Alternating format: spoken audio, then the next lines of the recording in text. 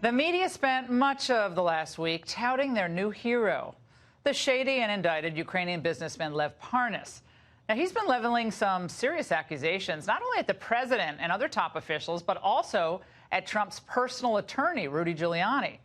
Rudy Giuliani joins us now exclusively. Rudy, great to see you tonight. Well, your name was all over the news last week, thanks to your former whatever he is, Mr. Parnas. Everyone in the media is waiting for your response. We really appreciate your joining us tonight.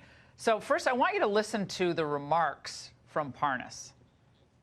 Did anybody in the U.S. government or Mr. Giuliani actually convey to officials in Ukraine that you were there as a representative of President Trump? The first thing I did is to introduce myself and tell them I'm here on behalf of Rudy Giuliani and the President of the United States. I wouldn't do anything without the consent of Rudy Giuliani or the President.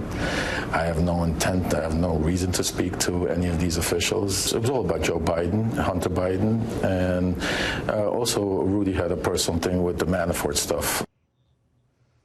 Rudy, your response. Well, my response is that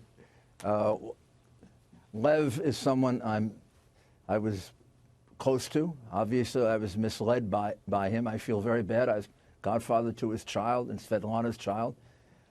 I still feel sorry for him.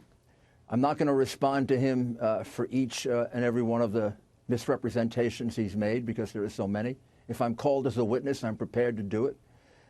In fact, I wouldn't mind being called as a witness for a lot of reasons, including being able to reveal the unbelievable amount of corruption that went on between the Democratic Party and Ukraine all throughout the Obama administration. I think people would be astounded to know the hundreds of millions of dollars that illegally passed hands between Americans and Ukrainians. I got it, Rudy, but nobody, everyone watching tonight is going to think, and I just know how it all plays out, as do you. You've been doing this for decades. They're all going to say, well, Rudy Giuliani will not respond to the allegation that the president was directing him to direct Parnas to do what he was doing in Ukraine to put the pressure on the Ukrainian government. I will tell you that he, in very large part, did not tell the truth. I will give you a couple of examples that are public. I will not be sucked into a point-by-point response, which I am ready to give in great detail in front of Congress or a court, in which it will turn out that he lied multiple times. I'll give you one.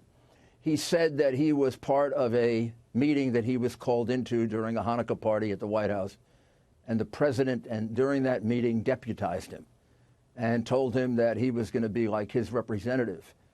There were 4 people in that meeting. The 4 people in that meeting, myself, his former partner, Igor Fruman, and 2 others, say that it's absolutely untrue. The meeting never took place. The records demonstrate the meeting never took place. So that would indicate that he wasn't being directed by the president through you. No, it indicates that he lied. What he was doing. No, it indicates that he lied, misrepresented it, like Michael Cohen did. Let me give you a second example. They put out a story that Congressman Nunes met with Viktor Shokin in Vienna in 2018, making it like a horrible thing that Devin Nunes did. Lev Parnas put out that story. Lev Parnas once again lied.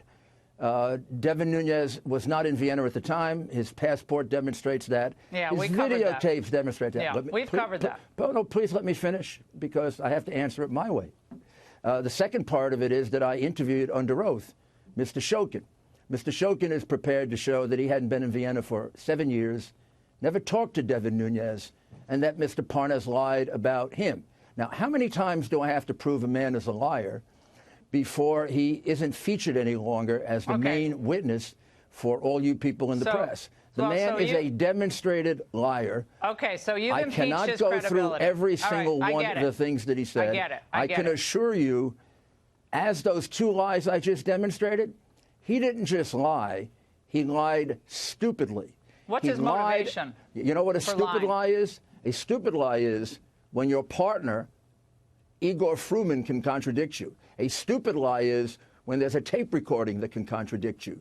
A stupid lie is when there's a passport that can contradict you. But I can't possibly go through all the lies that he told. All right, Rudy, let's move on, because this is an area that What's his motivation? Yeah. His motivation is not to go to prison. The same thing as Michael Cohen. That's what I figured you were going to say. That's what our idea Come on. was. That's What's his motivation? All right, Rudy, what the other big question... Unfortunately, the man's character got tested. Well, he was and a pal he said, you must be I will lie my way out. Am I disappointed? I'm heartbroken. Yeah, you must. I'm heartbroken. Personal betrayal of that I am heartbroken. Yeah.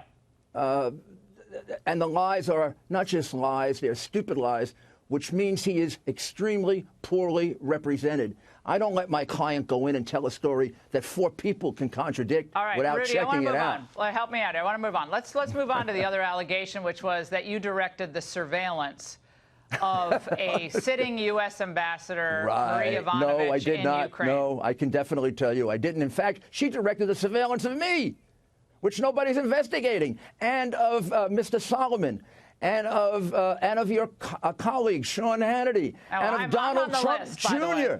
I'm on the list. Oh, are you on the list? Yeah, Nobody's investigating that. Nobody's investigating Biden's bribery. Nobody's investigating the surveillance of a lawyer, of a newspaper reporter.